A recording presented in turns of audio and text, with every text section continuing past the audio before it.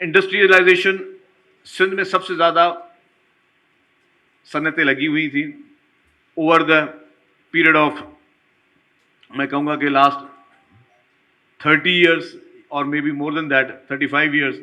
एक सोची समझी साजिश से यहाँ पे हालात इस तरह के पैदा किए गए कि यहाँ से सनतें बाहर जाएं। फिर अगेन कि शायद उसमें हमने कुछ डिस्टर्बेंस की, लेकिन शायद उसका कुछ नतीजे और बुरे निकले कि कुछ लोग तो चले एक सूबे से दूसरे सूबे चले गए, वो तो ठीक है, लेकिन शायद उस चक्कर में कुछ लोग एक जगह से किसी और मुल्क में चले गए हों उसी डिस्टर्बेंस की वजह से। तो हमें जब भी कोई पॉलिसीज बनानी चाहिए तो ओवरऑल देखना चाहिए कि जी हमें इस तरह की पॉलिसी करें कि हम यहाँ के लोगों को, यहाँ के इन्वेस्टर्स को मजीद कॉन्फिडेंस लेवल दें और उनको मजीद बेहतरी की तरफ लेके जाएं। हुकूमत सिंध ने कोशिश यही की है कि हर सेक्टर को दोबारा बेहतर से बेहतर बनाया जाए। अभी मेरी इनफॉर्मल बात हो रही थी, मैं बात कर रहा था इंडस्ट्रियलाइजेशन की बात की। जो हुकूमत सिंध एक प्रोजेक्ट ढाबेजी इकोनॉमिक जोन लेके आ रही है, मैं समझता हूँ कि ये अगेन एक लैंडमार्क होगा ढाबेजी इकोनॉमिक जोन। और ढाबेजी इकोनॉमिक जोन टैक्स हॉलीडे भी है। आपकी जो मशीनरी है, जो भी हमारे इंडस्ट्रीज़ के दोस्त जो सनतों में मज़ीद सनतें लगाएंगे, उनको ये भी फ़ायदा हासिल है कि जब वो मशीनरी इंपोर्ट करेंगे तो उसमें ड्यूटी भी उस पर नहीं होगी उन मशीनरीज पे।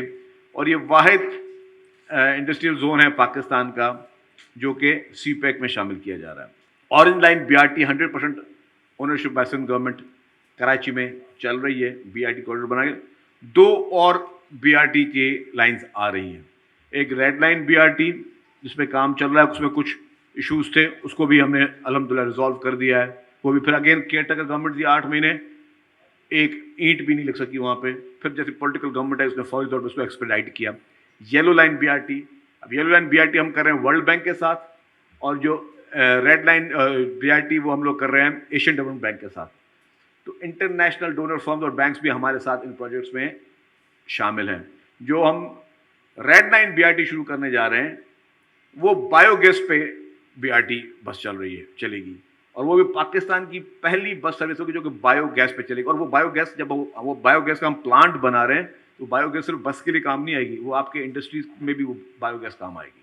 के इलेक्ट्रिक को 100 मेगावाट बिजली सिर्फ सिंध हुकूमत दे रही है जो कि हमने जनरेट की है, और ये हमने पाकिस्तान के लिए की है, इस कौम के लिए की है, इस मुल्क के लिए की है, इस वतन के लिए काम किया।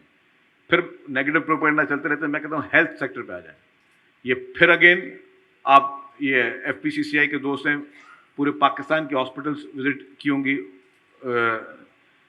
साकिब साहब ने बताया भी सही, लेकिन मैं बताऊं आपको, आप हॉस्पिटल जाके देख लें NICVD, और वो NICVD ये नहीं कि सिर्फ एक शहर में, NICVD अब हर डिस्ट्रिक्ट में पहुंच गया है, हर डिस्ट्रिक्ट में, हर जिले में।